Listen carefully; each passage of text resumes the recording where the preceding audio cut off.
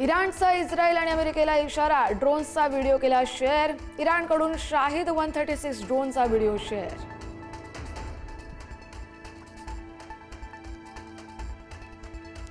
इराणचे इस्रायलच्या राजधानीवर हल्ले, जेरुसलेममधील पॅलेस्टाईनच्या हॉस्पिटलवर डागलं मिसाईल. सुरक्षेच्या कारणास्तव रुग्णालयातील सगळ्या सेवा बंद. जेरुसलेम शहरात इराणकडून ड्रोनद्वारे हल्ला.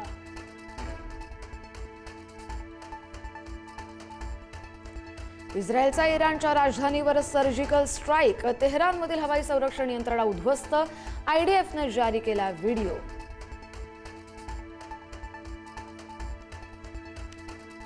इराणच्या सगळ्या टॉप लीडरशिपचा खात्मा, इस्रायली लष्कराचा मोठा दावा.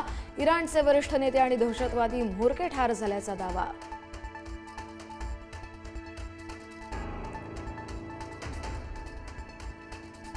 इराणवर अमेरिकेचा हल्ला सुरूच राहणार, डोनाल्ड ट्रम्प यांचं मोठं वक्तव्य.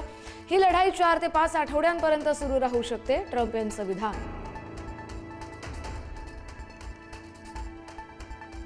खामेनेईंनी मला 2 वेळा मारण्याचा प्रयत्न केला होता, अमेरिकेचे राष्ट्राध्यक्ष डोनाल्ड ट्रम्प यांचा मोठा दावा. मी खामेनेईंना मारलं नसतं तर खामेनेई यांनी मला मारलं असतं, ट्रम्प यांचं विधान. इराणवरील हल्ल्याबाबत अमेरिकेचे रक्षामंत्री घेणार पत्रकार परिषद. भारतीय वेळेनुसार संध्याकाळी 6:30 वाजता पत्रकार परिषद.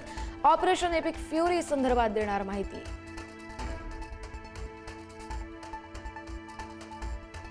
पंतप्रधान मोदींच्या उपस्थितीत मंत्रिमंडळाच्या सुरक्षा समितीची बैठक. इस्रायल इराण संघर्षामुळे उद्भवलेल्या जागतिक परिस्थितीचा घेतला सविस्तर आढावा. पंतप्रधान नरेंद्र मोदींची इस्रायलचे पंतप्रधान नेतन्याहू यांच्याशी फोनवरून चर्चा.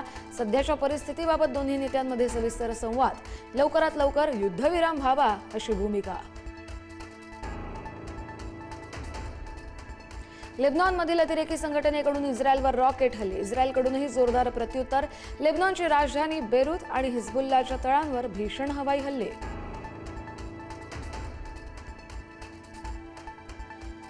ओमानमधील बंदर आणि तेलवाहू जहाजांवर इराणकडून ड्रोन हल्ला. जहाजावरील सर्व 20 कर्मचाऱ्यांना सुरक्षित बाहेर काढण्यात यश. 20 पैकी 15 भारतीय नागरिकांचा समावेश.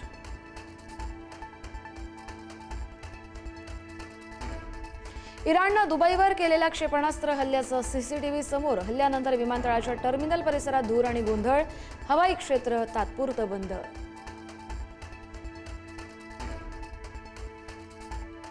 खामेनेईंच्या हत्येनंतर पाकिस्तानात अमेरिकेविरोधात उद्रेक. दूतावासावर आंदोलन करणाऱ्यांवर गोळीबार. 23 जणांचा मृत्यू. आंदोलकांवर केलेल्या गोळीबाराचा व्हिडिओ समोर. इराण इस्रायल युद्धाचा भारतीयांना फटका. युद्धामुळे अनेक भारतीय परदेशात अडकले. दुबईत सर्वाधिक भारतीय अडकले. भारत सरकारकडे सुटकेसाठी मदतीची याचना.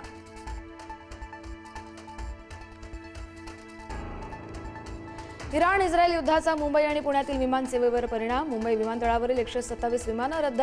लंडन, न्यूयॉर्क, शिकागोला जाणारी उड्डाणं रद्द, तर पुण्यातून दुबई आणि अबुधाबीला जाणारी विमानसेवा बंद.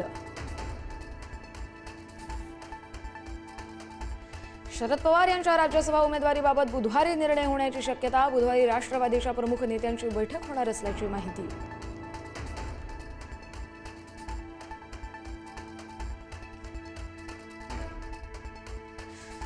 जय पवार यांचा AAIBच्या अहवालावर प्रश्न. अहवाल सखोलपणे तयार केला नसल्याची खंत व्यक्त.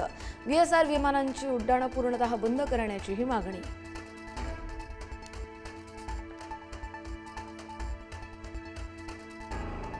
जय पवारांकडून VSRचे मालक रोहित सिंग यांचा व्हिडिओ शेअर. रोहित सिंग मुख्य पायलटच्या सीटवर झोपल्याचा व्हिडिओ पोस्ट. रोहित सिंग यांना अटक करून कठोर कारवाईची मागणी.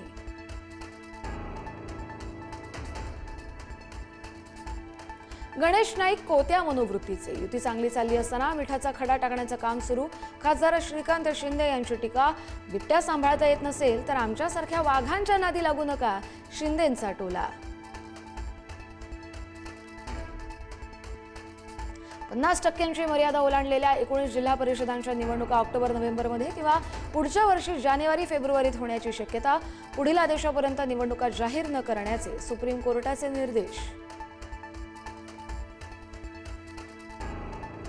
नागपुरातील SBL कंपनीतील स्फोट प्रकरणी 9 जणांना अटक. कंपनीच्या मालकासह 21 जणांवर गुन्हा. नागपूर ग्रामीण पोलिसांची SBL कंपनी विरोधात मोठी कारवाई.